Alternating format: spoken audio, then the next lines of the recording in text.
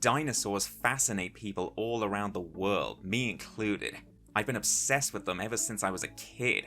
I'm sure I'm not alone in saying that, but I can't explain just what it is that fascinates me about them. I've always loved animals in general, but there's something magical about dinosaurs in that they're so alien to us. They were huge, majestic, and nothing like anything that exists today.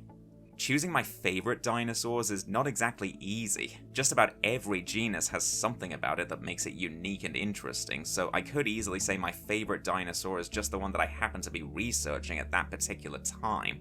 So for this list, I'm going to pick ones that, in my mind, combine name and image just perfectly. The ones that as soon as I hear the name, I see them pictured in my head and it gives me chills.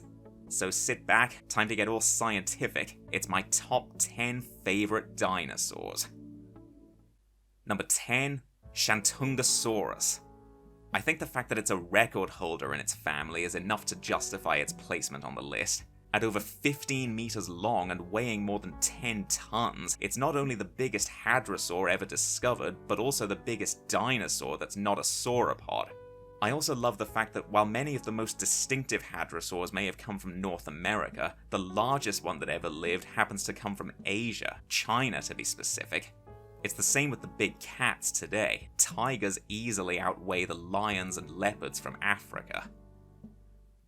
Number 9, Sauropelta. This one makes the list mostly because of its name. Just say it out loud, Sauropelta. I think of it as a typical nodosaurid, the armored dinosaurs that weren't quite as advanced as the ankylosaurs. They hadn't developed tail clubs yet. One thing that does fascinate me about Sauropelta, though, is that people can never seem to agree on its size. Some sources give as little as 5 meters, and others as much as 8. I'm inclined to agree with the 5-meter measurement since it seems to be the most common, but I still have to wonder how such a discrepancy is possible. Number 8, Apatosaurus. This may not be the biggest or most distinctive sauropod ever found, but to me it's the definitive sauropod, the one that I immediately think of whenever I hear the term. It seems to me to be the classic sauropod shape, not as long and slender as its close relative Diplodocus, but not as massive as, say, the Titanosaurs. The Brontosaurus situation is still a major part of its appeal too, despite the fact that more recent evidence suggests they may have been 2 distinct genera after all. Actually, I have to wonder how that's going to affect confusion in the future. Number 7, Parasaurolophus. I'd say this is my favourite hadrosaur, thanks mostly to the shape of its head crest. Hadrosaur crests came in all shapes and sizes, from the high round crest of Corythosaurus to this, a long tube protruding outwards from the back of the head.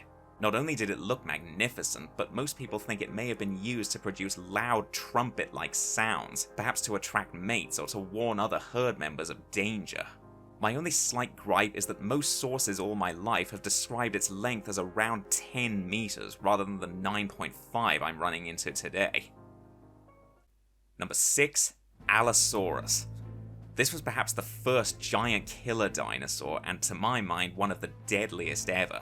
It had a much lighter build than T-Rex, its teeth were thin and blade-like, and its powerful arms ended in huge, sharp claws. This was a predator that was built for speed, not power. Its weapons were claws, not jaws. As well as being one of the first giant top predators, coincidentally enough, it's also significant for being the first large carnivore to gain worldwide popularity, even before T-Rex. Now, if only they can definitively distinguish it from all its big carnivorous contemporaries like Torvosaurus. Number 5, Triceratops. Do I even need to say any more than that? Triceratops is one of the most popular and recognizable dinosaurs of all time, not to mention the biggest genus in its family. It's also remarkable in that just about all its other relatives had 2 large holes or fenestrae in their neck frills that would have helped to lighten the weight of their skulls. But Triceratops had no such holes. Its frill was just solid bone. There has been a lot of debate lately over whether or not Torosaurus is just a mature form of Triceratops. I personally like to believe they're 2 separate genera. Number 4, Styracosaurus. This one quite simply looks amazing. How can anyone not be impressed by that wreath of spikes frilling the back of its head? It must have looked intimidating to even the hungriest predators too. But on top of that, there's something that fascinates me about late Cretaceous Canadian dinosaurs in general. Many of them are essentially fun-sized versions of their larger relatives further south. Vast bone beds of Centrosaurus, another really cool northern ceratopsid, indicate that these animals lived in huge herds. They may have defended their young by shepherding them into the middle and then facing outwards, just like modern oxen. Number 3. Velociraptor. In a way, I'm glad Jurassic Park so grossly misrepresented it, essentially confusing it with its relative Deinonychus, because it makes the real creature seem all the more fascinating. Going back to the big cats for a moment, if I were to liken the dromaeosaurs to cats, then Utahraptor, the biggest, would be the Siberian tiger, and I'd think of Velociraptor as maybe the jaguar of the family. Not the biggest or the fastest, but sort of the stockiest and most compact. Plus, it was one of the first dromaeosaurs ever found, and the dinosaur that revolutionized our view of their agility and intelligence. Number 2.